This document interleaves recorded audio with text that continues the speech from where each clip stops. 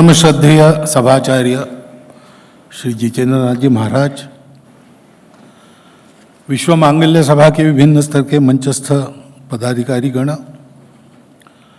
उपस्थित मातृशक्ति नागरिक सज्जन, सबको मेरा नमस्कार।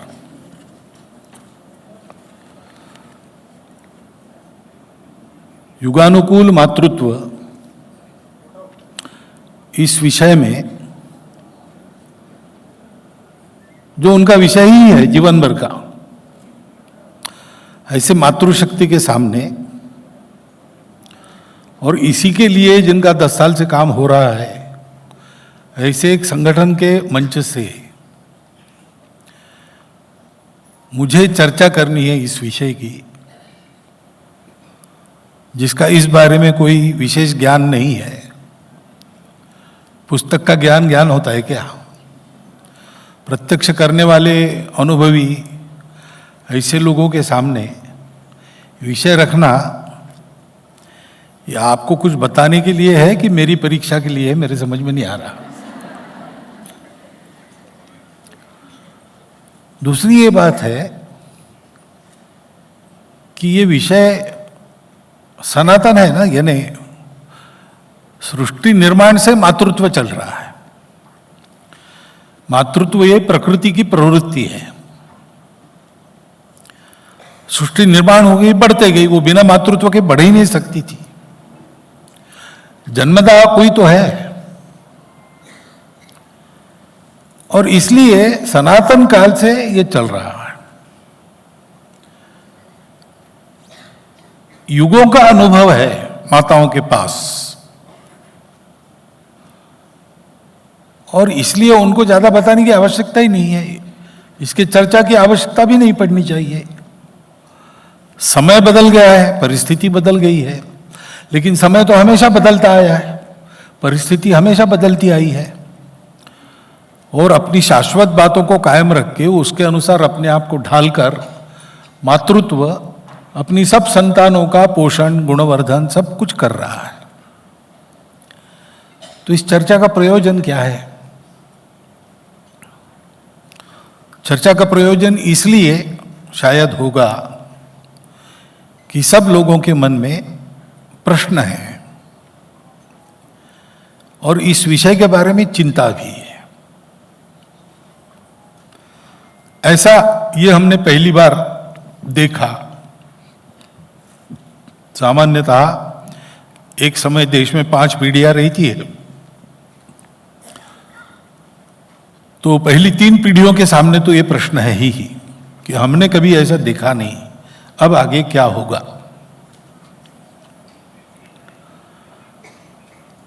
तो इस प्रश्न का विचार करने के पहले हमको ये प्रश्न उत्पन्न होने का कारण क्या है, इसको सोचना पड़ेगा। सारा अध्ययन करने के बाद ये ध्यान में आता है कि ऐसी स्थिति उत्पन्न हो गई, इसका पहला कारण तो हम ही है। हम यानी मातृशक्ति सहित हमारा संपूर्ण समाज। क्योंकि इसके बारे में हमारा विचार क्या है?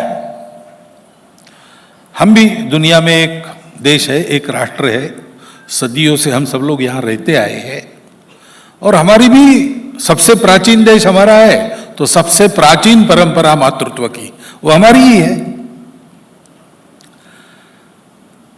लेकिन वो क्या है, इसको हम लगभग पूर्णतः भूल गए।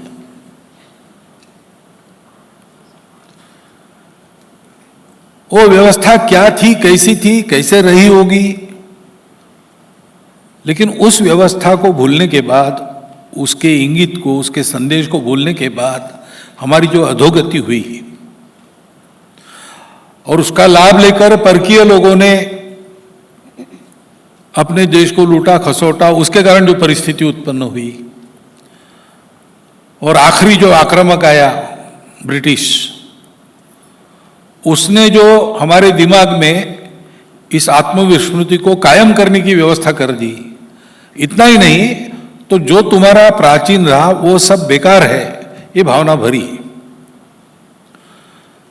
तो ये जो 1500-2000 वर्षों का समय है। हम इसको मानते कि वो अपनी परंपरा है, वास्तविकता नहीं है।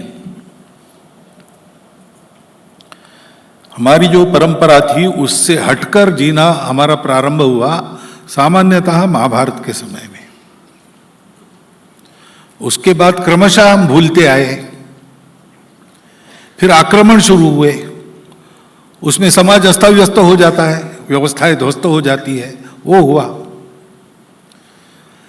और आखिरी आक्रमण ने हमारे मन में हमारे ही चीजों के प्रति विद्वेष भर दिया, न्यूनगंड भर दिया। उनका जो है वो सब सही है, हमारा सब गलत है। और जो हमारा जो था उसको हम गलत समझते हैं, जो सही था वो हमको पता ही नहीं है। और एक अधूरी दृष्टि के आधार पर एक जो गलत बातें चल रही है पाश्चात्य देशों में, जिसके कारण वहां अनेक समस्याएं उत्पन्न हुई है, और वहां से हमने लिया, लेकिन उनके पास इसका उत्तर नहीं है, तो हमको भी उत्तर नहीं मिल रहा है। हम अभी भी उसी को प्रमाण मान के चलते हैं।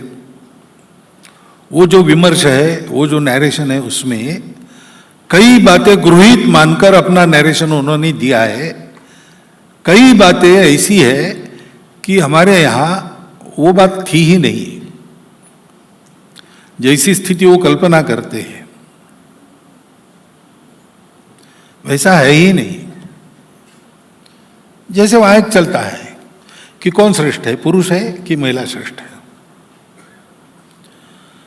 तो स्वाभाविक जो पुरुष के पक्षधर है वो कहेंगे पुरुष श्रेष्ठ है, महिला के पक्षधर है वो कहते हैं महिला श्रेष्ठ है। अब ये एक बार है श्रेष्ठ कनिष्ठ का विवाद, ये मान लिया तो फिर सारे प्रश्न आते हैं कि अगर महिला श्रेष्ठ है तो परिवार में गुलाम बनकर क्यों रहे, गुलामी में फंसाने वाला विवाह बंधन क्यों स्वीकार करे। महिला तो सब कुछ कर सकती है। अभी महिला तो सब कुछ कर सकती है, ये भ्रम है, ऐसा नहीं है। पुरुष सब कुछ कर सकता है, ये भी भ्रम है। कहीं कुछ होना है तो महिला पुरुष का साथ रहना आवश्यक रहता है, ये वस्तुस्थिति है।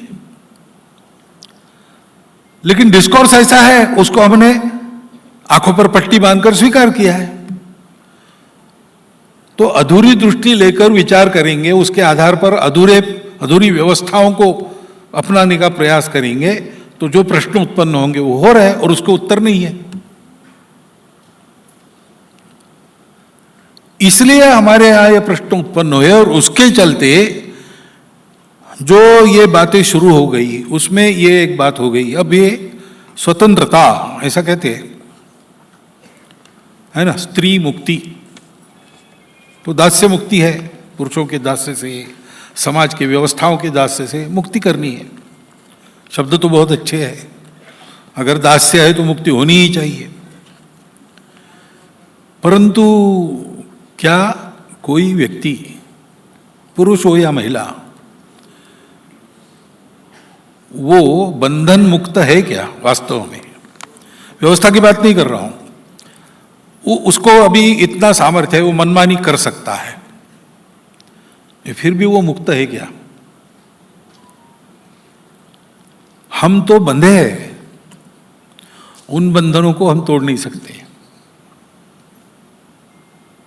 पहला बंधन हमारे दिमाग में प्रत्येक के एक सॉफ्टवेयर फिट है, उसका है, उसको हम लांघ नहीं सकते। चाहे आप ये हॉल देख रहे हो, सब देख रहे, तो एक रंग बिरंगा दिखता है सब, तो हम कहते हैं कि यहां 7 रंग देखने को मिलते हैं। लेकिन कोई मुर्गी आएगी, वो कहेगी 7 रंग कहां होते, 3 ही होते रंग, क्योंकि उसका दिमाग उसको 3 ही रंग दिखाता है। तो उसका जो दुनिया के प्रति दर्शन है, वो कहेगी 3 रंग की दुनिया। कुत्ता है तो कहेगा ब्लैक एंड व्हाइट 2 ही रंग है। अब कुत्ते को हम समझाएंगे 7 रंग है, वो कहेगा बेकार की बात है, मेरा अनुभव है 2 ही रंग है। हम कहेंगे तुम्हारा क्या अनुभव है? हमारा अनुभव है 7 रंग है। लेकिन हमारा अनुभव कहाँ है? हमको बांध दिया है अंदर फिर हर मुक्ति एक नए बंधन का स्वीकार है।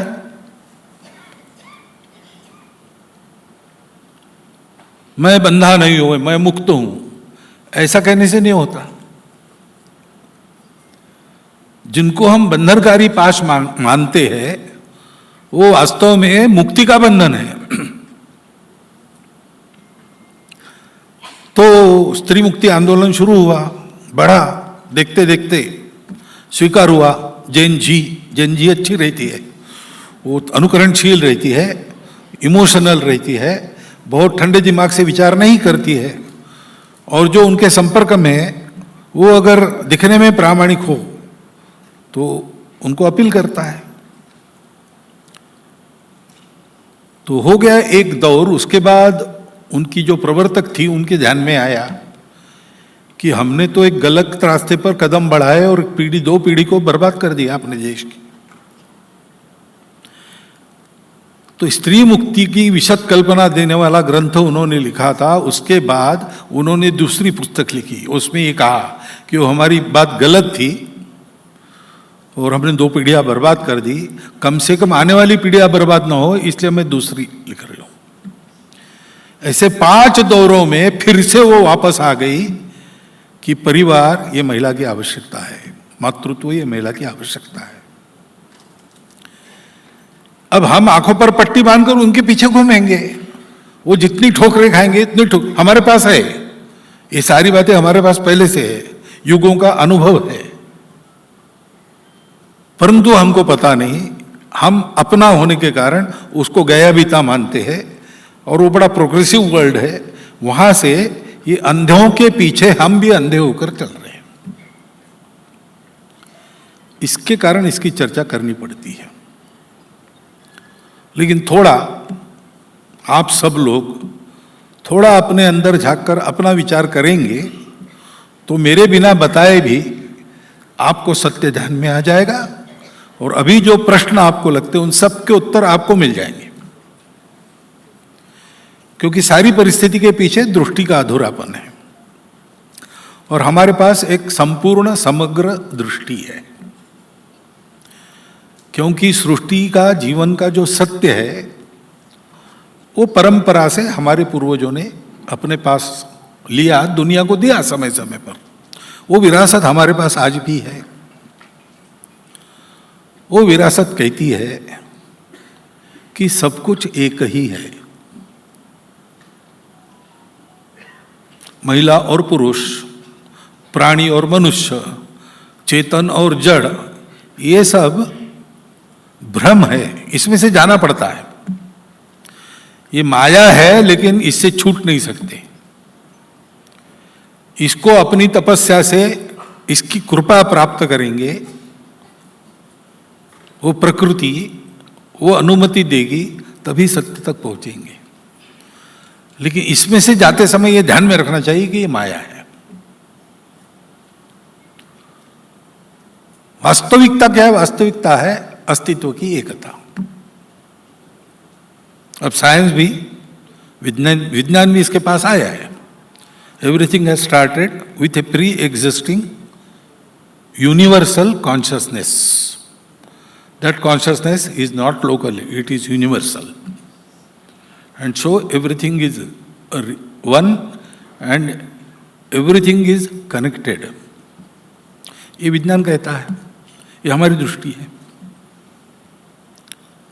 इसके आधार पर हम जब विचार करते हैं महिला पुरुषों का, तो हमारे ये ध्यान में आता है कि अल्टीमेट एब्सोल्यूट रियलिटी के स्तर पर ये फर्क ही नहीं है महिला पुरुष, सब आत्मा है या शून्य है। अलग अलग नाम है अलग अलग दर्शनों में, लेकिन सभी भारतीय दर्शन ये मानते हैं कि वहां भेद नहीं है। मन बुद्धि सबकी अलग अलग होती है, लेकिन पूर्ण अलग नहीं होती। भावना के रूप में, प्रवृत्तियों के रूप में, क्षमताओं के रूप में जो बातें हैं वो सब में है, वो पुरुषों में भी है, वो महिलाओं में भी है, उसमें कोई फर्क नहीं है। ऊपर से जो देह का आवरण मिलता है वो अलग है, प्रकृति ने उसको अलग रखा है। प्रोक्रिएशन का फंक्शन प्रकृति को करना है। प्रकृति की इच्छा मरने की नहीं होती, अमर होने की रहती है। अमर होने के दो ही रास्ते हैं, या तो आप कुछ करके जिंदा रहो, नहीं तो अपना वंश उत्पन्न करो, उसमें आप जियोगे मरने के बाद भी। ये बायोलॉजी है, सब जीवों के लिए ही है। और इसलिए पुरुष और महिला इनके देह अलग रखे हैं। तो देह के स्तर पर आवश्यकताएं अलग अलग है, उपयोग अलग अलग है, ये सब है। लेकिन मन बुद्धि के स्तर पर तो सब एक ही है। इसलिए जो जो पुरुष कर सकते हैं वो सब महिलाएं कर सकती है। लेकिन महिलाओं को एक विशेष वरदान है जो पुरुषों को नहीं है।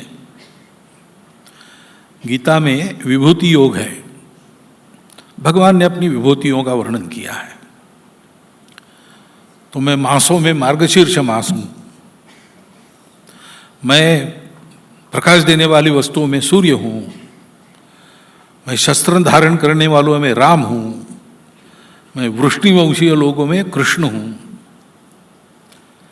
तो जितनी पुरुषवाचक विभूतियां हैं ना, वो सब एक व्यक्ति में एक गुण का उत्कर्ष इस रूप में है। लेकिन महिलाओं में एक महिला को उल्लेख नहीं है, संपूर्ण नारी जाति का उल्लेख है। कीर्ति श्री वाक्च नारीणाम स्मृतिर मेधा धृति क्षमा। ये गुण जो है, कीर्ति श्री वाक स्मृति मेधा धृति क्षमा, ये इन गुणों का उत्कर्ष पूरी नारी जाति में पाया जाता है। इसलिए वो नारी जाति विभूति है, सभी नारियां। और इसलिए अपने यहां पर विशेषकर संत महात्मा जब आते हैं, छोटी बच्ची से भी बात करते हैं, तो जब तक नाम लेकर पुकारने का परिचय नहीं होता तब तक उसको मां कहते हैं, जगत जननी के अर्थ में। तो हमारे यहां महिला का सम्मान क्या है कि वो विभूति है, वो जगत जननी, वो देवी है, वो सब कर सकती है, स्वयं शक्ति स्वरूपा है।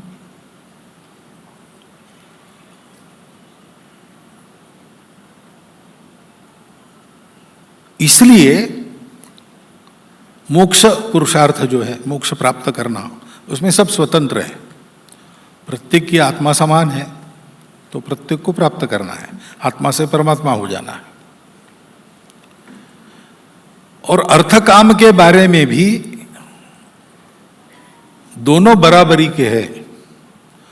लेकिन ये अर्थ काम जो है, अपना उपभोग और उसके लिए साधन, ये हम जानते हैं कि हमने सोचा कि मैं सुखी हो जाऊं तो संभव नहीं है, क्योंकि मैं सुखी होने की मेरी इच्छा तो अनंत है। जब कुछ नहीं था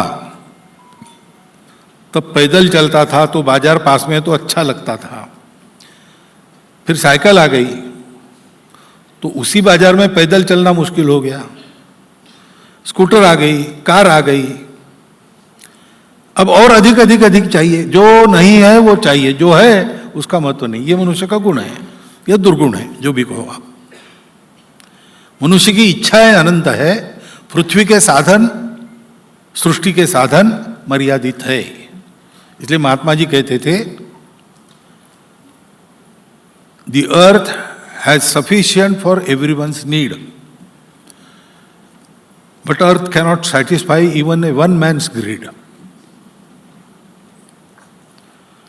और इसलिए सबको मिलना चाहिए, सबको साथ चलना चाहिए, सबकी उन्नति होनी चाहिए, क्योंकि सब एक ही है। सब एक ही, दिखते अलग अलग है, विश्वास अलग है, श्रद्धा अलग है, पूजा अलग है, भाषा अलग है, बुद्धि अलग अलग प्रकार की है, आर्थिक स्तर अलग है, सब अलग है, लेकिन सब एक है। और इसलिए सबको मिलना चाहिए, सर्वेपि सुखिनः सन्तु होना चाहिए। तो अर्थ काम का एक अनुशासन है जिसको कहते हैं धर्म। वो मुख्य पुरुषार्थ माना जाता है विशेषकर गृहस्थों के लिए। वो धर्म अगर करना है तो एक नहीं चलता, केवल पुरुष पूजा नहीं कर सकता,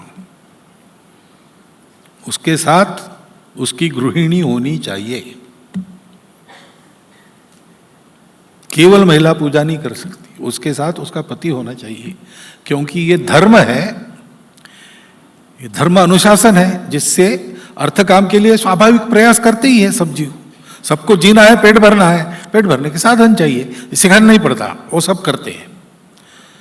तो उसमें एक अनुशासन रहे, संयम रहे, एक दूसरे के लिए त्याग रहे। बिना त्याग के धर्म नहीं होता है।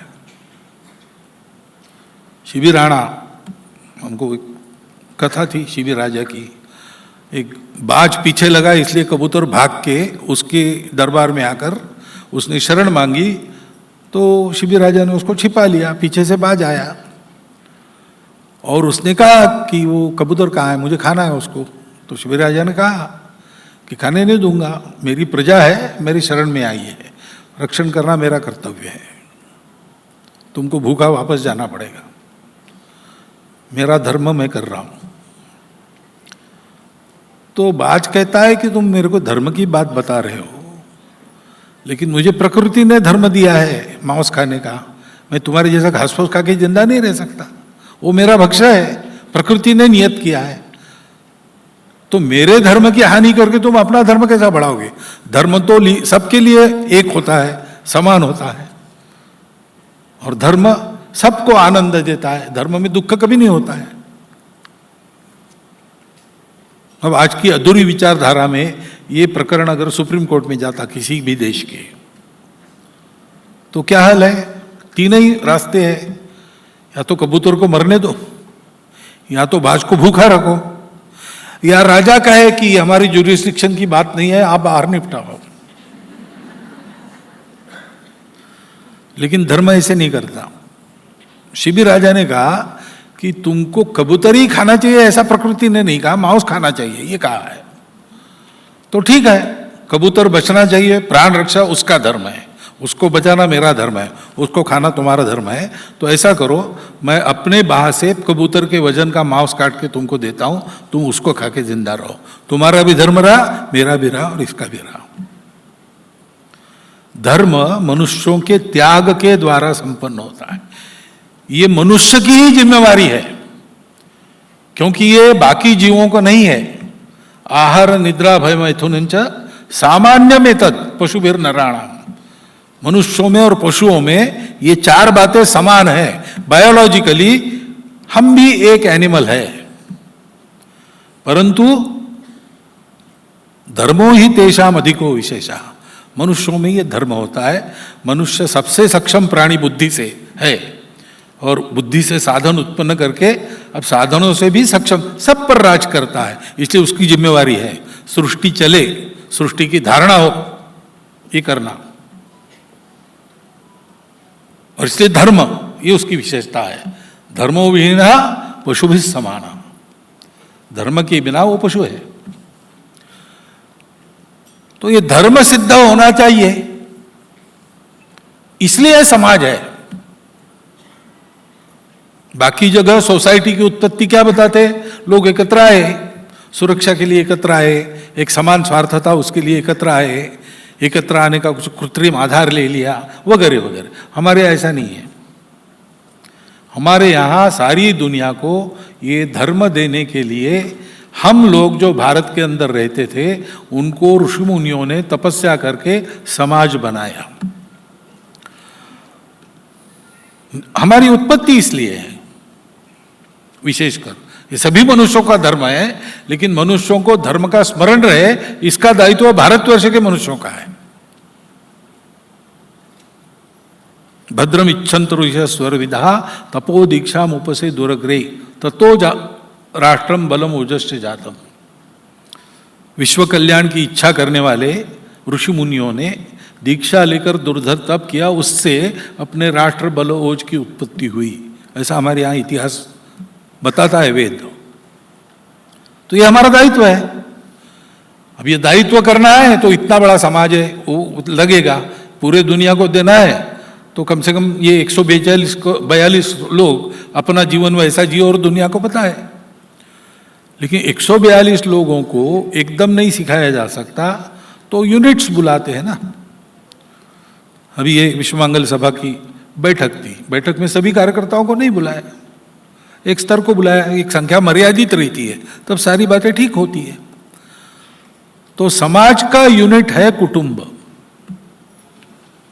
जैसे समाज में पुरुष होते हैं, कुटुंब में पुरुष है, जैसे में महिला होती है, महिला है, जैसे एक बालक होता है, बालक है, बालिका होती है, बालिका है। समाज किसी भूमि पर रहता है, परिवार का भी एक घर होता है। इस घर में पलने बढ़ने वाले बालकों को सामाजिक व्यवहार योग्य बनाना, धार्मिक चरित्र वाले बनाना, ताकि अपने अस्तित्व की रक्षा करते हुए वो विश्व के अस्तित्व में उसको आगे ले जाने वाला, उन्नत करने वाला योगदान करे। ये कुटुंब का फंक्शन है।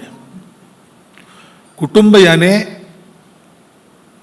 महिला और पुरुष के एकत्र रहकर जो संतानें होंगी, उनकी सुविधा, उनकी प्रगति, इसकी सुविधा नहीं है। वो होता है, अपने वो करना ही पड़ता है, परंतु ये सब करने का उद्देश्य क्या है? समाज की धारणा हो जिससे धर्म बढ़े, सारी दुनिया ठीक चले। ये काम कुटुंब का है। और कुटुंब तब तैयार होते हैं जब विवाह होता है। तो अधूरी दृष्टि के आधार पर देखेंगे और सोचेंगे तो लगेगा कि ये तो गुलामी है। ये क्या है? घर छोड़ के लड़की विवाह के बाद चली जाती है उसके साथ, दोनों मिलके अलग घर करो। फिर वो देखती है कि वो पुरुष ठीक नहीं, क्योंकि हम भूल गए हैं ना। तो जो मैंने कहा, पिछले 2-1 हजार वर्षों में जो हमारा व्यवहार हुआ वो इस तत्व के अनुसार नहीं है, तो बहुत सी विकृतियां है। तो फिर वो डरती है कि ये कैसे करना, इसके बजाय न किए तो क्या होगा। अब ये स्वतंत्रता तो अपनी परंपरा में पहले से है। विवाह करना व्यक्ति के लिए आवश्यक नहीं माना गया है।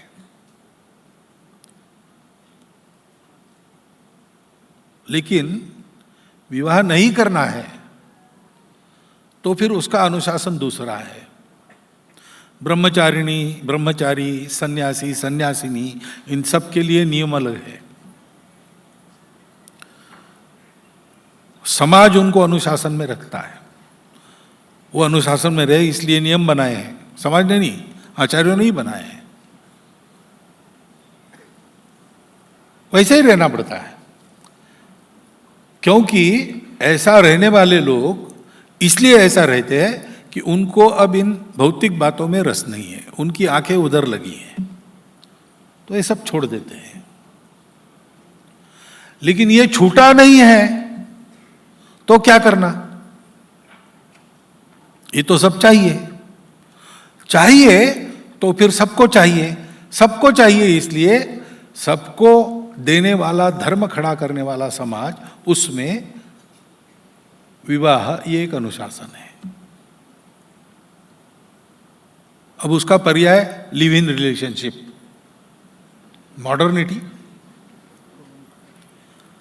अब उसके क्या क्या परिणाम होते हैं? क्योंकि बेसिस ही क्या है, हमको जिम्मेवारी नहीं चाहिए, सुख चाहिए। तो जब चाहिए तब साथ रहे, बाकी चले गए, और जिम्मेवारी नहीं, तो इससे क्या बढ़ेगा? क्या बढ़ रहा है देखो सारी दुनिया में। अब मॉडर्निटी तो चाहिए, काल के अनुसार बदलना, यह भी नियम है अपनी परंपरा में। तातस्य कूपोयमिति ब्रुवाणाम क्षारम जलम का पुरुषाः पिबन्ति। हमारे बाप दादाओं ने खोदा कुदा है, इसलिए उसका खारा पानी पीते रहना, ये पुरुषत्वहीन लोगों का काम है। ऐसा कहा, इतने कठोर शब्दों में कहा है। पुराणमित्येव न साधु सर्वम न चापि काव्यम नवमिति अवध्यम संतः परीक्षान्यतरत भजन्ते मूढ़ पर प्रत्ययनेय बुद्धि। जो पुराना है वो सब ठीक है ऐसा नहीं है, और कविता नहीं है इसलिए बोलने लायक नहीं, ऐसा नहीं है भाई। जो अच्छे लोग होते हैं वो परीक्षा करके लेते हैं। तो परीक्षा क्या बताती है हमको? मॉडर्निटी जो है तो लेनी चाहिए, लेकिन ये मॉडर्निटी नहीं है ना, डिग्रेडेशन है। ये तो आंख मूंदकर पश्चिम का अनुकरण करना है। और हम हतबल नहीं है, हम सब कुछ ठीक करते हैं, कर सकते हैं, ऐसी परवरिश हमको मिली है, ऐसी परंपरा मिली है, हम में वो ताकत है। जितनी सारी चिंता इसके बारे में व्यक्त होती है ना आप लोगों की तरफ से, एक ध्यान में आता है कि समाज में सर्वदूर ये नहीं है, अफ्लुएंट क्लासेस में ज्यादा है। अभी देख लीजिए, मैं देखता हूं, क्योंकि वहां तथाकथित आधुनिकता पहुंची है, अंग्रेजों की शिक्षा पहुंची है, अंग्रेजी की शिक्षा पहुंची है, उसके लाभ है, वो शिक्षा चाहिए। शिक्षा किसी भी बात की बुरी नहीं है, लेकिन उसके साथ साथ ये बैगेज आता है। उस शिक्षा से वंचित लोग हैं, वो कष्ट में है शिक्षा के वंचित रहने का, उनको शिक्षा मिलनी चाहिए, लेकिन वहां ये बैगेज जा नहीं सकता। तो पुरानी अच्छी बातें उनके यहां कायम है अभी भी, वहां ये समस्याएं नहीं आती है।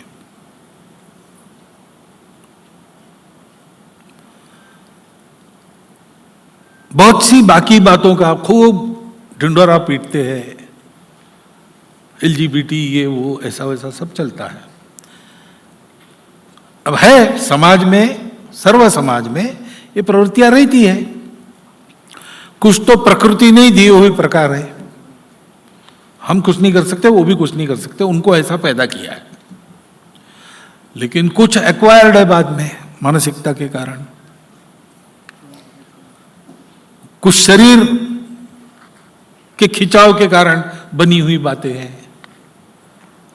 है तो सारी दुनिया में, तो हमारे यहां नहीं थी ऐसा तो हम नहीं कह सकते, हम ही मनुष्य, हमारे यहां भी थी, लेकिन हमारे यहां उनकी चुपचाप व्यवस्था की गई। हमारे यहां कहा गया कि ये है और कुछ क्यूरेबल है, वो क्योर होगा, जो नहीं है वो भी मनुष्य है, उनको भी जीने का अधिकार है।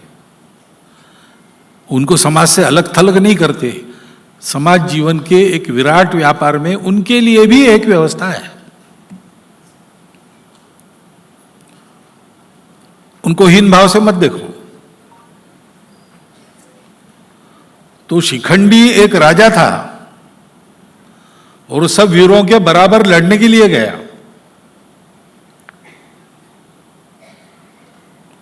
तो हमारे यहां इसकी एक व्यवस्था थी। आज फिर से हम देखते हैं, उनके देवी देवता है, उनके देवस्थान है, उनके महामंडलेश्वर भी है, कुंभ में आते हैं। तो ऐसी बातों का फालतू ही गाजा वाजा न करते हुए, हो हल्ला न करते हुए, चुपचाप, क्योंकि समाज की दृष्टि उनके प्रति सहानुभूति की बनी रहे, अपने ही समाज के अंग है, ये बात बनी रहे, इसलिए चुपचाप उनकी एक ठीक प्रकार से व्यवस्था, ऐसा हमने किया है। लेकिन नए इसमें प्रश्न तो खड़े हो रहे, प्रश्न आएंगे, उत्तर नहीं है। इन सब बातों के उत्तर देने वाली हमारी समग्र एकात्म दृष्टि के आधार पर अगर हम विचार करते हैं तो सब ठीक रहता है, ठीक होता है। हमारे यहाँ जो मातृत्व की परंपरा है उसने अपने आप को समय समय पर युगानुकूल बना लिया है, उनकी एक क्षमता है। लेकिन जैसे एक काल में हमने कहा माता देवी है, जगत जननी है, शक्ति है, फिर वो ऐसी है इसलिए उसको देवघर से बाहर नहीं आने देना, पूजा घर से बाहर नहीं आने देना, और खाना तो रोज है इसलिए रसोई से बाहर नहीं आने देना। तो देवी बनाकर उसको पूजा घर में बंद करो, रसोई में बंद करो, ऐसा तो नहीं करना है। ये परिणाम आक्रमण का है। बीच के काल में जब समाज अस्थिर था तो आवश्यकता पड़ी, तो विवाह समारंभ रात को करना, देर रात को करके सुबह होने के पहले बारात को निकल जाना, अगर ये सारी जो बातें आई है आज, ये उस परंपरा की बातें हैं। लेकिन हम वो पुराना भूल गए, और फिर जब पूरा ही भूल गए तो जिसको हम देवी कहते थे उसको एकदम दासी बना के घर में ठूस दिया। अभी हम स्वतंत्र हुए, हमारा दिमाग भी अब थोड़ा थोड़ा स्वतंत्र होने लगा है, तो हमको ये विचार करना चाहिए कि महिला शक्ति स्वरूप है, जगत जननी का रूप हम मानते हैं, हमारी श्रद्धा है, बहुत अच्छी बात है, लेकिन देह से वो भी हमारी जैसी एक मनुष्य है, मन से भी मनुष्य है, बुद्धि से भी मनुष्य है, उसकी भी आवश्यकताएं अपेक्षाएं होती है। और परिवार चलाना, यद्यपि वो माता ही केंद्र बनती है, क्योंकि परिवार चलाने के लिए जो ममता चाहिए, वात्सल्य चाहिए, उसका भंडार तो महिलाओं के पास रहता है, पुरुषों के पास वैसा नहीं रहता। इसलिए स्वाभाविक रूप से केंद्र बनती है, पहला गुरु बनती है बच्चों का। लेकिन ये सब करने के बाद भी उसका अपना भी जीवन है, उसका अपना भी एक उत्कर्ष की आकांक्षा है। पुराने समय में ये आवश्यकता ही नहीं पड़ती थी कि महिलाएं काम करें, यानी दोनों काम करें। कई बातें ऐसी थी कि थोड़ी मेहनत करने से जो मिलता है चल जाता था। तब तो फिर महिलाओं के करने के काम निश्चित हो गए, पुरुषों के निश्चित हो गए, अलग अलग हो गए। लेकिन आज अब दोनों कमा रहे और दोनों को मिलके कुटुंब चलाना है, क्योंकि महिला की जिम्मेवारी नहीं है, कुटुंब के प्रत्येक सदस्य की जिम्मेवारी है। और विशेषकर जो माता और पिता है उनकी मुख्य, उनके नेतृत्व में बाकी लोग चलते हैं। तो फिर उनके करने के काम, मेरे करने का काम ऐसा नहीं है, जहां कम वहां हम, यही भूमिका होनी चाहिए। कई परिवारों में होता भी है ऐसा। हमारे विद्यार्थी परिषद के एक बहुत सीनियर कार्यकर्ता, सब प्रकार के दायित्व निभाने वाले, और जिनके व्यक्तित्व, विचार, उदाहरण से विद्यार्थी परिषद के कार्यकर्ताओं की घड़न तो हुई, ऐसे यशवंतराव केलकर थे। तो उनकी पत्नी कहती थी, 4-5 लोगों का कुटुंब रहता था, तो पत्नी कहती थी हमारी भी एक टीम है, हम सब मिलके एक टीम है, हम परिवार चलाते हैं। ये टीम वर्क आवश्यक है। ऐसी कई बातें हैं हमारे सामने जो प्रश्न है, क्योंकि एक अधूरी दृष्टि का जो अंधानुकरण हम करते हैं, उसके चलते कई समस्याएं खड़ी होती है। जैसे सारा जो है वस्तु से जो जमाना बदल गया है, उसमें कभी हम विचार करते हैं वो पुराना अच्छा था, बिल्कुल वैसा होना चाहिए, संभव नहीं है। और बिल्कुल अमेरिका का जैसा होना चाहिए, सत्यानाश करेगा, ऐसा नहीं हो सकता। हम अगर धर्म को मानते हैं तो धर्म को मध्यम मार्ग कहते हैं, बीच का रास्ता। समय बदल गया है, बहुत बदल गया है, नई नई आवश्यकताएं खड़ी हो गई है। तो जो पुराना था उस दृष्टि के शाश्वत मूल्यों को कायम रखकर उनको एक युगानुकूल रूप देना यह आवश्यक है। और ये कौन कर सकता है? तो ऐसे विषय पर मेरा भाषण रखने के बजाय ये आपका ही सामर्थ्य है, क्योंकि युगानुयुग यही आप करती आई है। अभी उस भूल भुलैया में फंसी है इसलिए आपको लगता है, लेकिन ये आपका ही काम है। यानी आप करो, हम कपड़े संभालते, ऐसा नहीं कह रहा हूं मैं, लेकिन आप सामने हो जाओ, आप कदम बढ़ाओ। स्वामी विवेकानंद को पूछा, महिलाओं के बारे में उनका इंटरव्यू है एक पूरा, इंडियन वुमेन, ऐसे एक छोटी सी किताब भी उसमें है वो।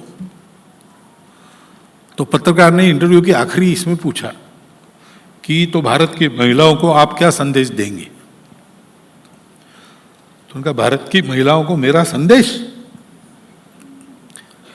इस झंझट में मैं नहीं पढ़ूंगा और तुम भी मत पढ़ो, ये उनका वाक्य है। उन्होंने कहा वो सब करना जानती है, वो सब कुछ कर सकती है, तुम्हारा मेरा काम यही है कि हम बीच में न जाए, उनको करने दे, हम उनको सशक्त बनाएं, इतने दिनों से विस्मृति हो गई, प्रबुद्ध करें और जो वो करती है उसमें सहयोग करें। तो वो सब कुछ कर लेगी, वो स्वयं का उद्धार कर लेगी और अपने साथ हम सब परिवार के लोगों का उद्धार भी वही करेगी। वास्तविक ये सामर्थ्य है। और इसलिए ये कैसे होगा, मैं कैसे करूंगा। बचपन में प्राइमरी स्कूल में एक पाठ था कि रोके क्या होगा, मराठी में था, रडून काय होणार। तो एक गाड़ी फंस जाती है और प्रयास करके भी गाड़ीवान से वो निकलती नहीं, तो वो रोने लगता है बैठकर वहां। तो दूसरा एक आता है, अरे क्या हुआ भाई, गाड़ी निकल नहीं रही। तो बोले कब से रो रहे हो, 2 घंटा हो गया। तो तुम्हारे रोने से गाड़ी बाहर आई क्या? बोले नहीं। फिर खड़ा होकर हो हल्ला क्यों नहीं किया, लोगों क्यों नहीं बोया, क्यों निकल नहीं रही, देखा क्या? वो गड्ढे में रेत डालो थोड़ी सी, वो पूरा कीचड़ हो गया है, वो थोड़ा सूख जाएगा तो आएगी। फिर उसने हाथ लगाया, ये सब बातें की तो निकल गई गाड़ी। ऐसी समस्याएं तो है क्योंकि आपका अनुभव है, उसमें आ रहा है सब, लेकिन इन समस्याओं के उपाय है और हम सब प्रबुद्ध होते हैं, सशक्त होते हैं तो ये होता है। इसलिए क्या करना है इन बातों के लिए? पहली बात है प्रबोधन करना, महिलाओं को, पुरुषों को, दोनों, पुरुषों को ज्यादा, क्योंकि भूल वो भी गए हैं और अभी तो उनका डोमिनेंस है, यानी अपनी व्यवस्था में डोमिनेंस की भावना नहीं है, लेकिन उनके इसमें आ जाती है।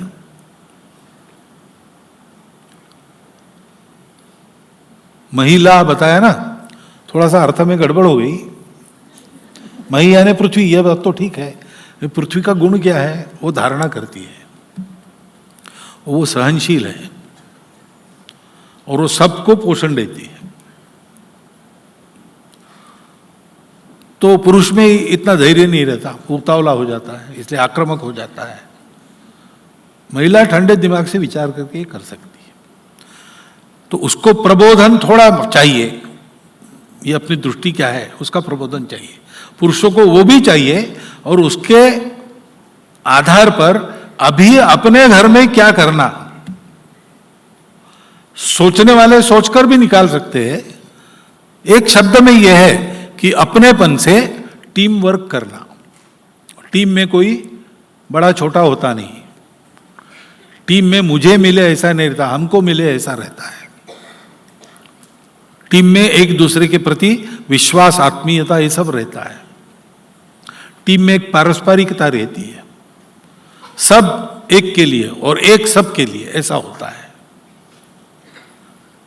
यह सिखाना पड़ेगा और इसकी आदत महिलाओं को तुरंत हो जाती है, क्योंकि एक स्वाभाविक वात्सल्य होने के कारण अपनापन वो जल्दी जानती है। पुरुष को जरा उसका अहंकार थोड़ा बड़ा होता है, इसलिए सिखाना पड़ता है, उसका प्रबोधन ज्यादा करना पड़ेगा। अब दूसरी बात है कि नई पीढ़ी का क्या होगा। तो मैं नई पीढ़ी के लिए पहला उपाय है, जो नई पीढ़ी में चाहिए वो हमको बनना पड़ेगा। Be the change you want to happen in this society.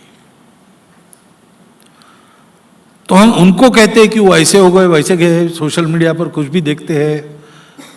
तो आप जरा सोशल मीडिया पर रहना कम करो, आप मोबाइल डिसिप्लिन का पालन करो, आप टीवी देखते समय क्या देखना क्या नहीं देखना इसका विवेक करो। हम सरकार की ओर देखते, वास्तव में अपनी परंपरा में सरकार दूसरे नंबर पर है, समाज पहले नंबर पर है। लेकिन वही अधूरी दृष्टि के चक्कर में सरकार ये कानून बनाए, सरकार वो कानून, अपने बच्चों को सरकार को दे दो, फिर वो अपने बच्चे हैं ना, तो कोई करे ना करे हमको तो करना है, तो क्यों रखना सरकार के लिए। अपने घर में हम कर सकते हैं, उसमें आचरण का अपना उदाहरण रखना, ये पहली आवश्यक बात है। दूसरा, उनसे संवाद होना चाहिए, डांट डपट नहीं होनी चाहिए। संवाद कैसे करना आप जानती है, वो अपनेपन के चलते ही होता है, लेकिन समय निकालना चाहिए उसके लिए। दोनों कमाते हैं, क्या करना कैसे करना, देखो भाई प्रायोरिटी क्या है अपनी। कमाना है कि बच्चों को ठीक से संस्कार देना है, बच्चों को अच्छा मनुष्य बनाना है, आपको तय करना पड़ेगा। और दोनों कमाते हैं तो भी ये संभव है, रोज नहीं होगा, लेकिन 2-3 दिन में एक बार बच्चे के साथ आधा घंटा बैठ सकती हो क्या? हम तो बताते कि भाई 7 दिन में एक बार घर के सब लोग कंपलसरीली शाम के समय एक तय करके उस वक्त पर घर में रहे, श्रद्धानुसार भजन करे, फिर घर में बनाया हुआ भोजन बिना मीन मेख निकाले आनंद से करे, और 4 घंटा गपशप करे। अपनी कुलरीति क्या है, अपना देश धर्म संस्कृति क्या है, कैसा है, और हम अपने लिए सब करते हैं, लोगों के लिए रोज क्या करते हैं, अपने लिए रोज करते हैं, लोगों के लिए रोज क्या करते हैं। ऐसी 3 बातों को लेकर गपशप करेंगे तो आज जो बच्चों के मन में प्रश्न है और ये इनको कैसे समझाना हमारे मन में प्रश्न है, उन सब के उत्तर उस गपशप में से मिलेंगे। क्योंकि जमाना बदल गया ना। हम जब छोटे थे तो माताजी हो या पिताजी हो, थोड़ी आंखें उन्होंने बड़ी कर दी कि हम एकदम डिसिप्लिन्ड हो जाते थे, और जो उन्होंने कहा है वो प्रमाण है, वो करना ही है। You are not to make reply, you are not to क्या, you are not to reason why, you are not to make reply, you are but to do and die. ऐसी डिसिप्लिन अपने आप ही परंपरा में आती। आज पीढ़ी ऐसी नहीं है ना, वो 10 प्रश्न पूछेगी, वो अभी पालकों को, अभिभावकों को बड़ा मानने से ज्यादा बराबर का मानती है, मित्र मानती है। जैसे 5 साल तक बच्चा यही करता है, पुरानी पीढ़ी में भी यही होता था, लेकिन वो 5 साल का भाव आगे भी कंटिन्यूड रहता है। और उस समय भी टीनेज में आने के बाद जो कहेंगे बड़े लोग, उससे उल्टा करने की बगावती प्रवृत्ति सबकी रहती थी, आज भी है। ये सब ध्यान में रखकर अगर संवाद रहा तो समझा बुझा के बच्चों को ठीक वर्तन में रख सकते हैं।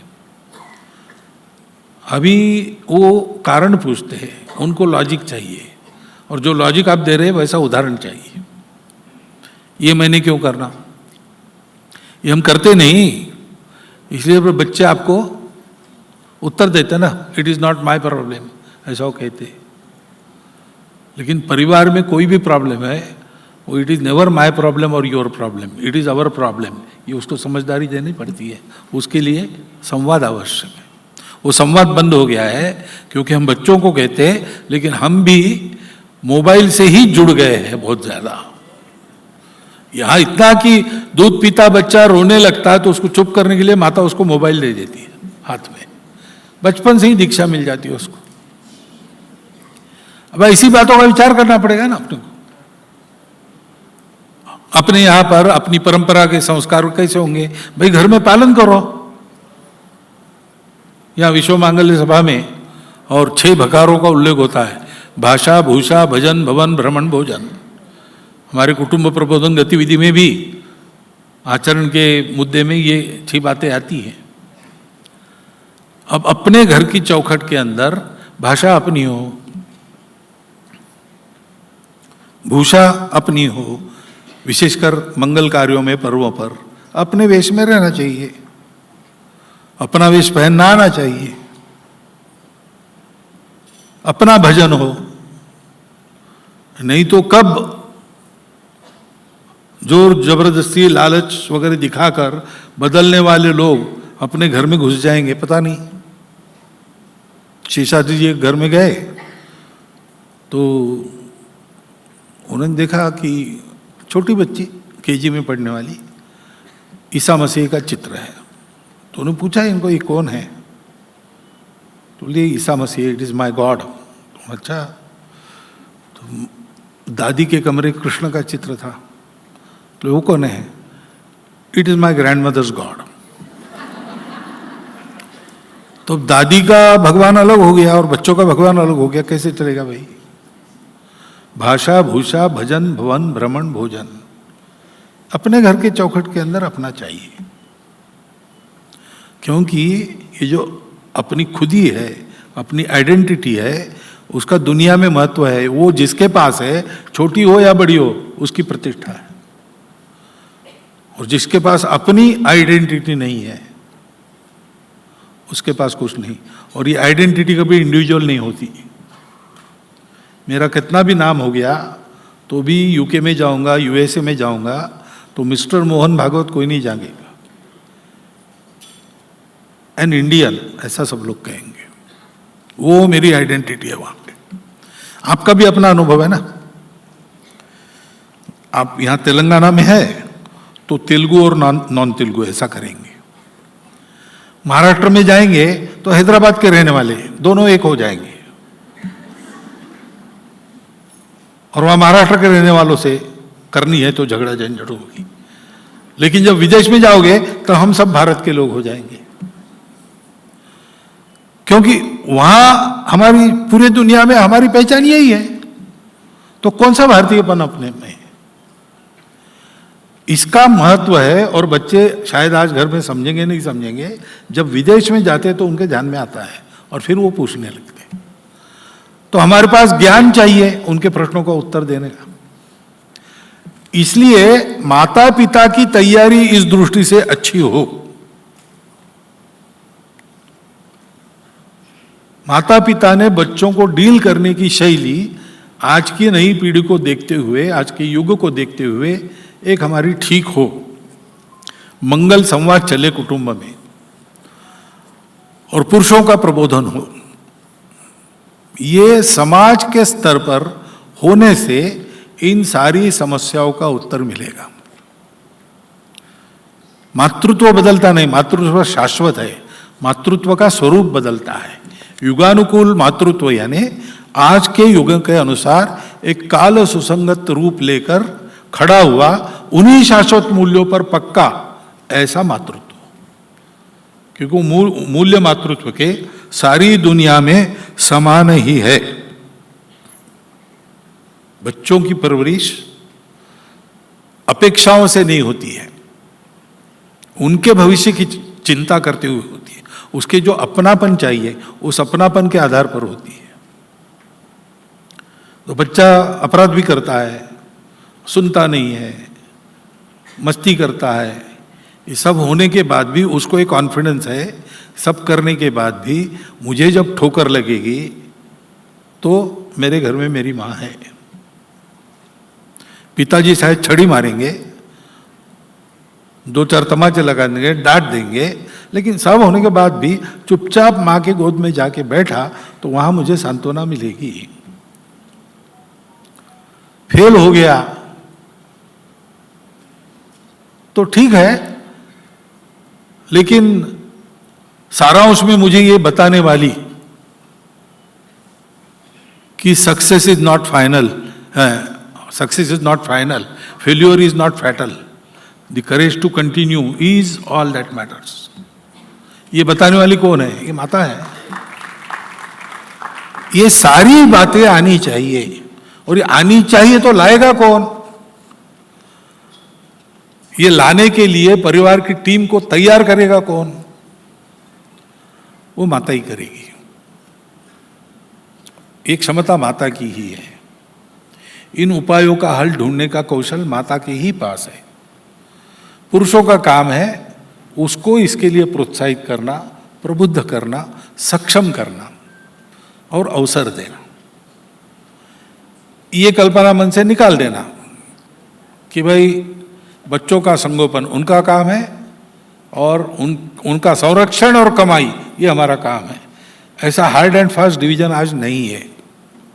और आज की पीढ़ी को तैयार करना है तो चारों ओर से फील्डिंग चाहिए, तो पिता को भी माता को भी उसमें हाथ बटाना पड़े। एक टीम वर्क के नाते अगर कुटुंब का काम चला तो ये संभव है।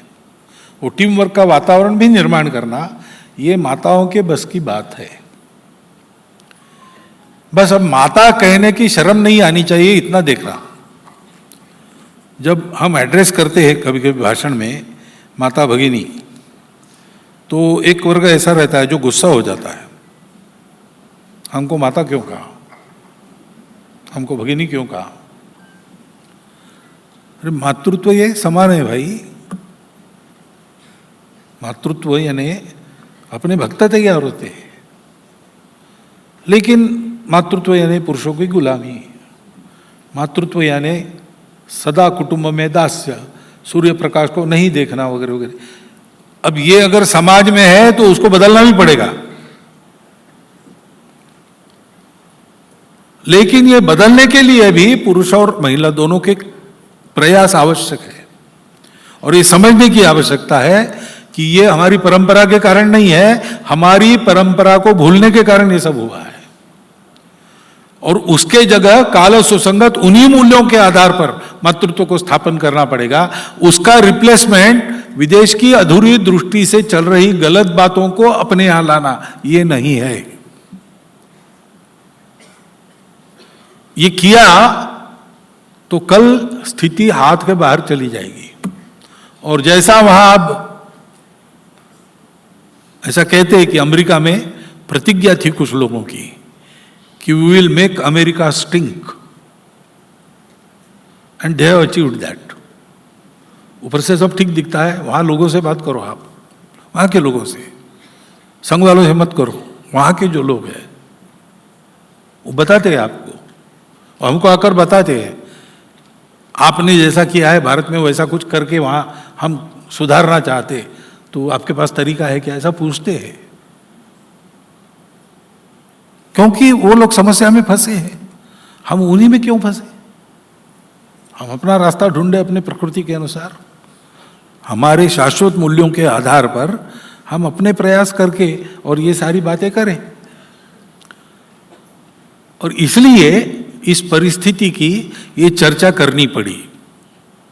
वास्तव में इस चर्चा का अधिकारी मैं अपने आप को नहीं मानता, लेकिन आप इसकी चर्चा करें, उसमें सहमति बना के एक उपाय खोजें और उपाय लागू करें, उसका यशस्वी प्रयोग सारी दुनिया को दिखाएं। इसलिए हमारे माता बहनों की इच्छा हुई, उसके चलते, और आचार्य यहाँ बैठे हैं, वो सब चूक भूल संभाल लेंगे, इस विश्वास से मैंने ये विषय आपके सामने आज रखा है। उसका विचार कीजिए, इतनी एक विनंती मैं करता हूं। करके केवल विचार मत कीजिए, कृति से प्रयोग करके निष्कर्ष निकालिए और सबको अवगत कराइए। ये एक विनंती आपके सामने रखता हूं और मेरे शब्दों को विराम देता हूं।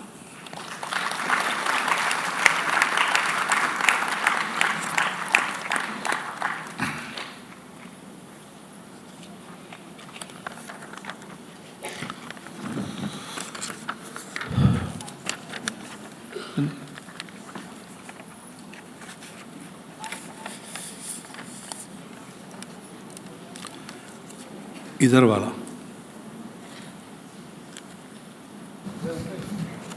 हेलो, धन्यवाद।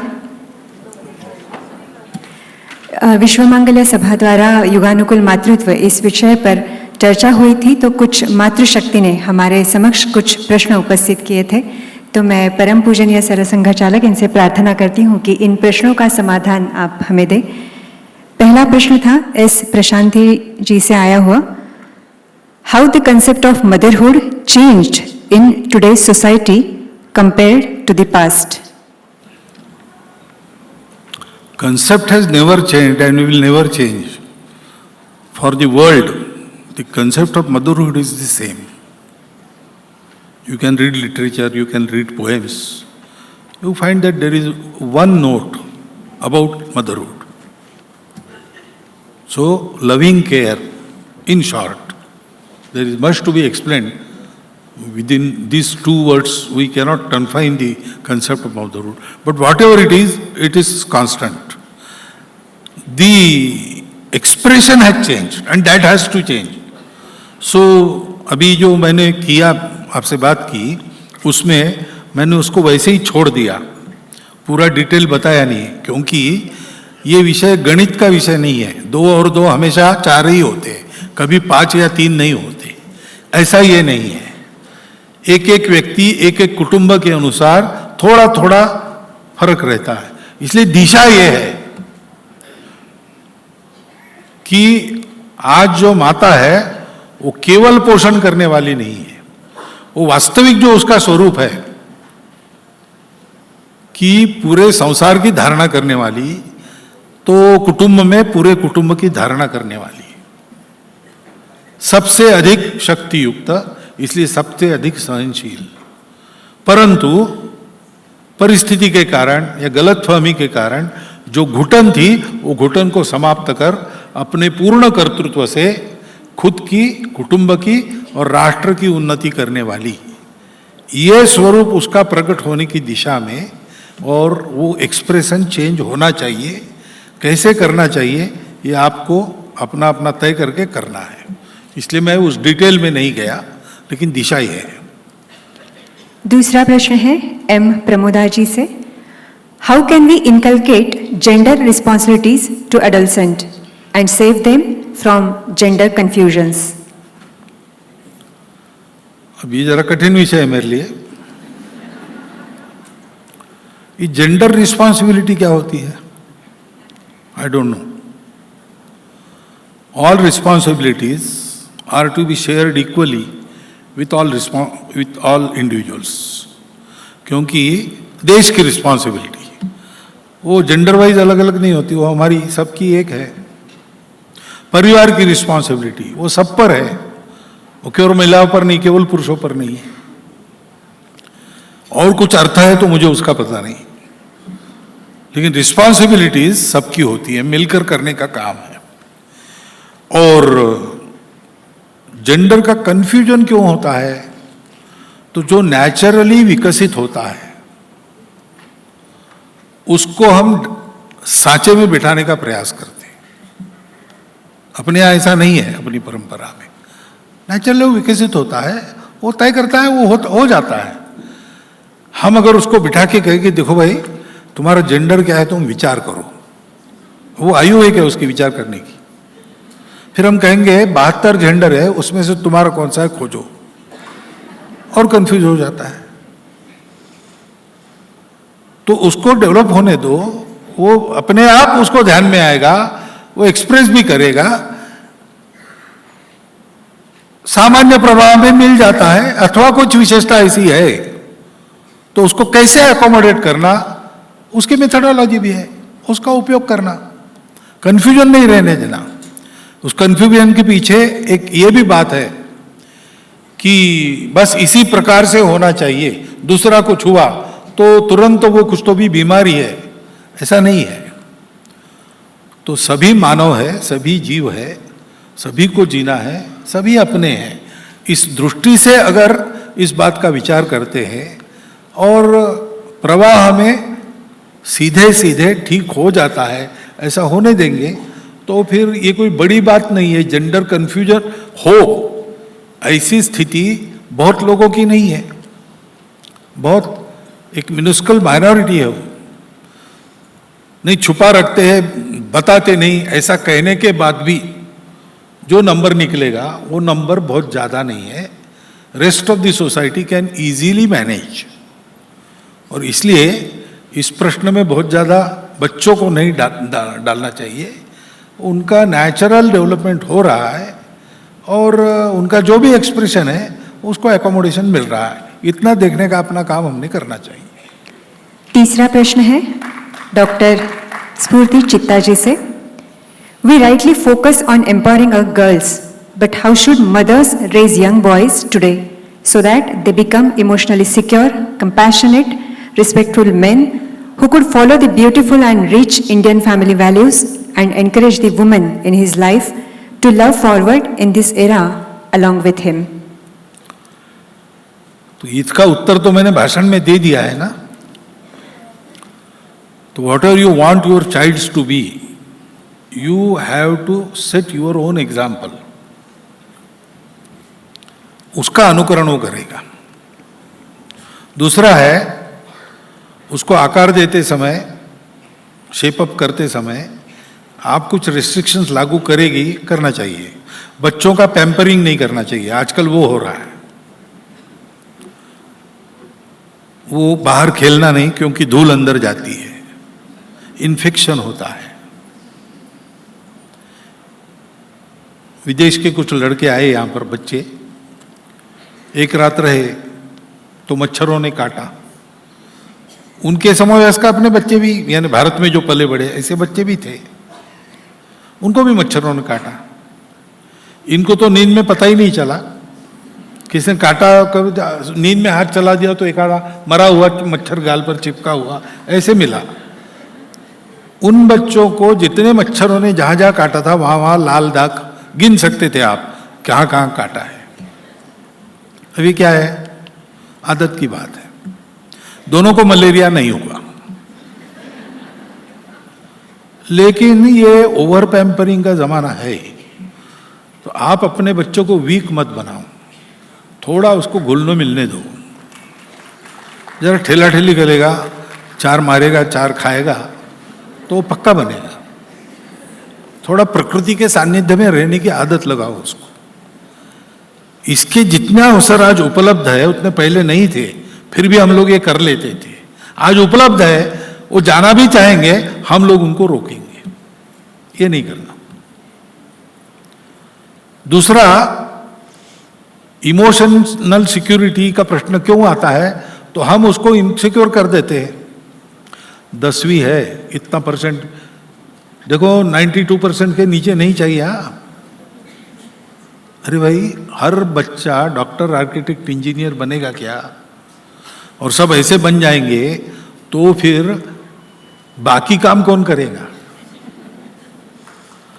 और हर बच्चा नौकरी खोजने जाएगा तो रोजगार किसको मिलेगा? लेकिन हम उनको जबरदस्ती ड्राइव करते हैं, उसकी एक्यूमेन बिना देखे, उसकी एप्टीट्यूड क्या है उसका पता लगाओ। हाँ, जो इस एप्टीट्यूड का है जरूर उसको बढ़ाओ आगे, सब करके। पूरे समाज ने ऐसे लोगों को आगे बढ़ाना चाहिए, लेकिन थोड़ा उसको भी चॉइस दो, उसको क्या होना है। लोकमान्य तिलक जी को उनके पुत्र ने पत्र लिखा कि आप मैथमेटिशियन हो, इसलिए मुझे, आप मैथमेटिशियन बनाना चाहते हो, मुझे नहीं चाहिए। क्यों ना मैं जूता सिलाना सीखूं, अगर मेरी इच्छा है जूता सिलाने की। तो तिलक जी ने उसको उत्तर लिखा कि तुमको इच्छा है जूता सिलाने की, जूता सिलाना सीखो, मेरी कोई उसमें बाधा नहीं है, तुम जो चाहो वो करो। लेकिन मेरा इतना ही कहना है कि जूता सिलाना सीखोगे तो ऐसा सीखो कि लोग कहेंगे पुणे शहर में जूता खरीदना है तो तिलक जी के लड़के से खरीदना। आप उसको क्या करना है वो मत बताओ, जो करेगा एक्सलेंट करो भाई। और नहीं कर सके तो कोई बात नहीं, excellence is an achievement by steps. All of a sudden चले गए ऊपर, ऐसे बहुत कम लोग होते हैं। अधिकांश उसमें वो गर्मी के दिनों में गोल घूमता है ना चक्कर, तो एक ऐसा सूखा पत्ता भी उसमें मिल गया तो आकाश तक उठ जाता है। अधिकतम ऐसे होते हैं। कुछ की होती है प्रतिभा, वो जाते हैं टिकते भी है, लेकिन अधिकतम गिर जाते हैं आंधी के साथ। तो उसको कोई बात नहीं, not failure but low aim is crime. करने दो उसको जो करना है, उसको मदद करो अच्छा होने में। एक घर में गया तो बच्चे थे, 10वीं की 8वीं की आयु, 2 बच्चे थे। किस स्कूल में जाते हो? तो उनका स्कूल में नहीं जाते, हम घर में सीखते हैं। तो मैंने पूछा, उन्होंने कहा हम इनकी इच्छा के अनुसार इनको सिखा रहे हैं। तो बड़ा बेटा है, वो पहले उसने फिजिक्स की पुस्तकें लाई, फिर 15 दिन के बाद उसको लगा ये अपने बस की बात नहीं, तो उसने कहा मैं म्यूजिक सीखता हूँ।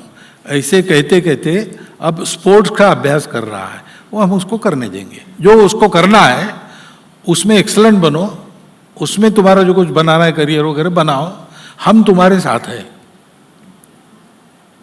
ये भी एक शिक्षा का प्रकार है और मुझे लगता है कि ज्यादा इफेक्टिव है। तो थोड़ा उनको स्कोप दो, उनको मदद करो, उनको अनुभव लेने दो, और ठोकर लगी तो रोने के लिए आपके पास आएंगे, अवेलेबल रहो। ये सब करते हैं तो इमोशनल सिक्योरिटी आती है। ये सब अपने हाथ में है।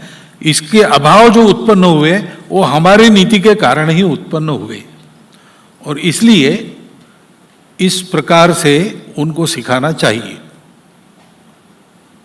और क्या है?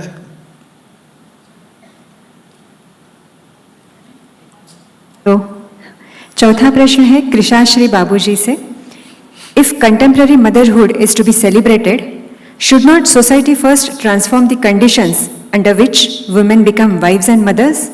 Many young women hesitate to marry or have children not because they reject family, but because they have watched their mothers bear an unequal burden, dowry pressures, expensive weddings, unpaid domestic work, caregiving without recognition, career sacrifice, and the expectation to serve everyone even during illness.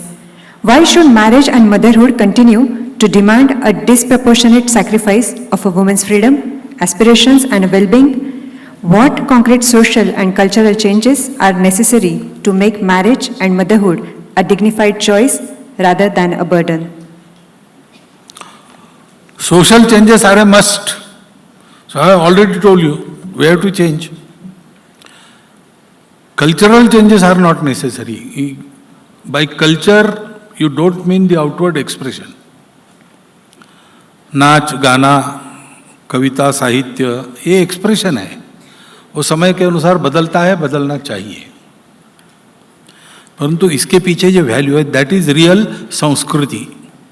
ये culture is a mistranslation, nation is mistranslation of राष्ट्र, culture is mistranslation of संस्कृति, religion is mistranslation of धर्म। संस्कृति शाश्वत है, वो नहीं बदलेगी। वो मनुष्य संस्कृति है, जिसको हम भारतीय संस्कृति कहते हैं, हिंदू संस्कृति है। उसको वेदों में कहा है सा प्रथमा संस्कृति विश्ववारा, वो वैश्विक संस्कृति है, क्योंकि उसके सारे फंडामेंटल्स ये इटरनल है, इसलिए उनको नहीं बदलते, लेकिन उसका एक्सप्रेशन जरूर बदलना चाहिए। तो महिलाओं के सम्मान का, उनके आदर का एक प्रतिमा है श्री राम, एक पत्नी व्रती। दूसरा प्रतिमा है श्री कृष्ण, 16,108 नारियों का प्रति। तो एक्सप्रेशन बदला है, लेकिन उद्देश्य वही है, एक पत्नी के प्रति प्रामाणिक रहो। क्यों? क्योंकि आप उसको भी आग्रह करते हो पति के प्रति प्रामाणिक रहो। दोनों का होना चाहिए, मनुष्य समान है, स्त्री पुरुष भेद नहीं है। और कृष्ण ने 16,108 विवाह क्यों की? इसी के लिए की है कि उनके भविष्य पर प्रश्न चिन्ह लगा था नरकासुर के जेल में रहने के कारण। अभी समाज में इनको स्थापित करना है तो कौन करेगा? तो ये सब मेरी पत्नियां हैं, विवाह कर दिया तो उनको एक स्टेटस प्राप्त हुआ। तो महिलाओं की सुरक्षा, महिलाओं का पोषण, महिलाओं का सम्मान, यही मूल्य है। एक्सप्रेशन समय के अनुसार बदले, ऐसा होना चाहिए, ऐसा होना ही चाहिए। और ये मैंने भाषण में कहा है, इसलिए प्रश्न पहले ही खारिज हो गया था। अगला प्रश्न है, क्या महिला को अपनी प्रतिष्ठा और सुरक्षा के लिए फाइनेंशियल इंडिपेंडेंस जरूरी है? इंडिपेंडेंस नहीं, फाइनेंशियल प्रोविजन जरूरी है। और अगर महिला को कोई साथी नहीं है, किसी कारण बिछुड़ गया, तो फिर इंडिपेंडेंस भी जरूरी हो जाता है। अपने यहाँ पर महिलाओं को विवाह के समय स्त्री धन देते थे, दोनों तरफ से मिलता था, और उस पर केवल और केवल उसका ही अधिकार होता था। उसी के लिए वो प्रोविजन है, in case some calamity happens, she should not be stranded in the stream of life. She should be protected. She should be able to do something. ये उद्देश्य था। तो ये प्रोविजन तो होनी ही चाहिए। उसका उपयोग करने की बारी किसी पर न आए, ऐसी सदिच्छा के साथ भी ये कहना पड़ता है कि आ ही गई तो इंडिपेंडेंस भी आवश्यक है। और उस प्रोविजन का क्या करना, ये उसी का अधिकार है, उसी को उसका इंडिपेंडेंस है, उसका अकाउंट दूसरा कोई चलाए ये ठीक नहीं। अगला प्रश्न है सी सरिता जी से। How can a mother evolve in her life in this current century on the basis of धर्म, moral values and traditions? Without dharma and moral values, there is no evolution of man or woman. तो evolution यानी क्या है? अच्छा होना ना। पैसा ज्यादा मिलना ये अलग बात है। पैसा ज्यादा मिलने से आदमी अच्छा नहीं होता, आदमी को साधन प्राप्त होते हैं। वो नहीं चाहिए ऐसा नहीं, वो भी चाहिए, लेकिन इवोल्यूशन मनुष्य को मनुष्य बनना चाहिए, इसमें है। नहीं तो बायोलॉजिकली मनुष्य पशु है, पशु बदल नहीं सकता अपने आप को, वो मनुष्य नहीं हो सकता, देव भगवान नहीं हो सकता। वो जितना पशु है उतना ही रहता है, उससे ज्यादा नहीं रहता है। लेकिन मनुष्य विचारवान होने के कारण नर करनी करे तो नर का नारायण बन जाए, ऐसे भी हो सकता है, और नर करनी करे उल्टी तो नर पशु बन जाए, ये भी हो सकता है।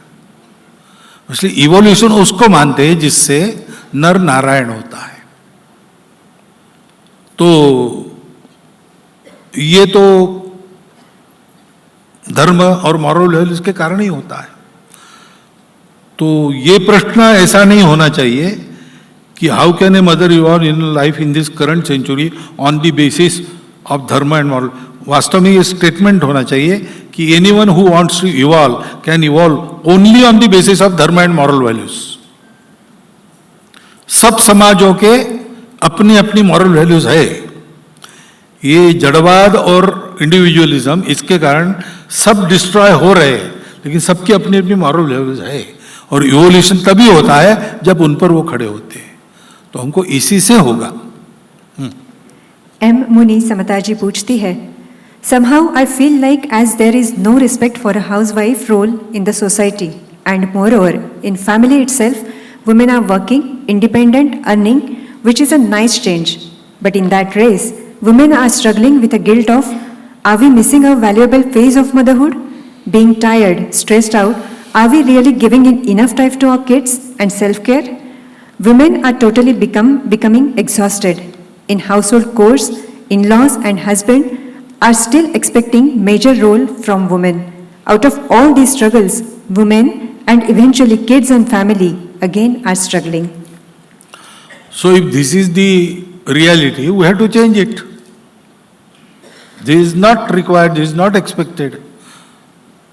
This is inimical to what we want. So together we have to strive by educating people, by putting our own examples, and always pioneers, they have to suffer. So with that capacity to suffer, we have to change the situation. It is not your or mine situation, it is situation of the society. So society must change.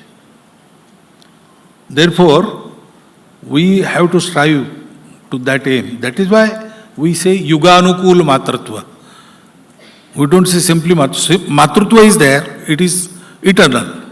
But its expression changes. It should change. It must change. Therefore, it should be yuganukul. So for that we have to strive together to bring about the change in the society. Secondly, during this process, don't harbor in your mind this feeling of guilt. You are earning money not as your hobby. You are earning money not as your own benefit. You are earning it for your family. So why should you be guilty? Why should you feel guilty? And in such cases, the family should be educated. Bringing up children is a joint responsibility. In every family it is a joint responsibility, but here then that responsibility is to be shared in an increasing proportion by others also. And that happens if we talk in the family. That happens. थोड़ा सा बताना पड़ता है। हजार वर्षों में इतना हम हमारी वैल्यू से नीचे आए कि this is not normal, this is something degraded, normal is that, ये हमको बताना पड़ेगा। और इसलिए हम कमाते हैं तो कोई दोष मन में रखना नहीं, हमारा ध्यान सब पर है और सब मिलके सबको संभालना है। ये बात अगर हो गई तो थोड़ा बहुत कुछ त्रुटि रह गई होगी वो भी ठीक हो जाएगी, लेकिन रह भी गई तो उसमें आपका दोष नहीं है। तो मन में कोई अपराध बोध बिल्कुल नहीं रखना। लेकिन विना कारण दोनों ने नौकरी नहीं करना, ये ध्यान में रखो। यानी आप ऐसा करेगी कि आप पैसा कमाएगी और पतिदेव बच्चों को संभालेंगे तो भी चलेगा मुझे, लेकिन अगर आवश्यकता नहीं है तो कमाई नहीं करना, बच्चों पर ध्यान देना। उस समय करते हैं बहुत सी अच्छा जॉब करने वाली वगैरह छोड़कर आती है, बच्चे बड़े होते तक नहीं करती, बाद में फिर लग जाती है, ये भी होता है।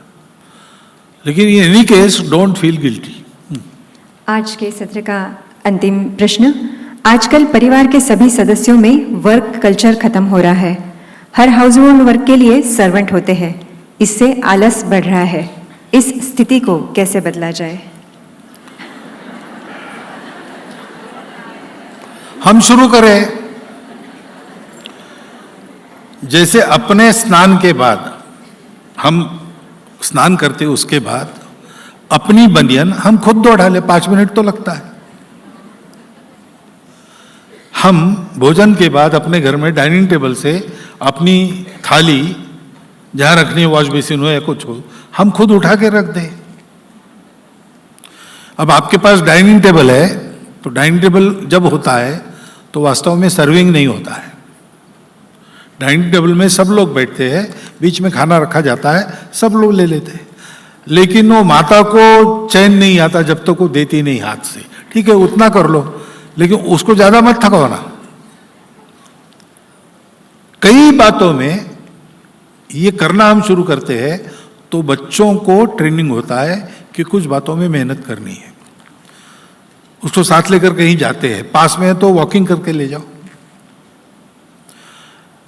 घर में छोटा मोटा रिपेयर अपने हाथ से करना, फ्यूज ठीक करना हमने करना,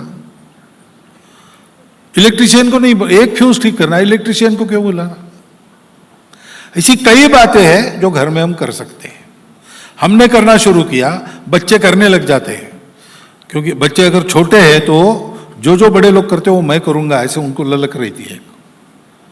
इसलिए हम करने लगे तो वो करने के लिए आते हैं, तो उनको सिखाना। घर का बगीचा वगैरह ऐसी बातें उनको सिखाकर उनकी जिम्मे छोड़ देना, वो करते हैं। ऐसी आदतें जब लगाते हैं तो फिर उनको स्वनिर्भरता का महत्व ध्यान में आता है, अपनी मेहनत का महत्व ध्यान में आता है, और वो इस सारे रास्ते पर आगे बढ़ते हैं। अभी हम ये नहीं कर रहे, हम स्वयं सुखासक्त हो गए, साधनों का उपयोग ज़्यादा करते हैं, मोबाइल पर हम भी कैलकुलेशन करते हैं। हमको तो पहाड़े याद है ना, बच्चों को नहीं है, इसलिए वो मोबाइल देखते हैं। लेकिन हमें क्या हो गया, 27-3 कितना, तुरंत हम भी मोबाइल निकालते, 27-81। अरे भाई याद किया है तुमने बचपन में, तो हमारे एग्जाम्पल से ये बात हो जाएगी। आजकल हो रहा है, आजकल हो रहा है, ऐसा हम बहुत मामलों में कहते हैं, वो आजकल नहीं, वो कल शुरू हुआ है, इसलिए आज हो रहा है, ये ध्यान में रखना।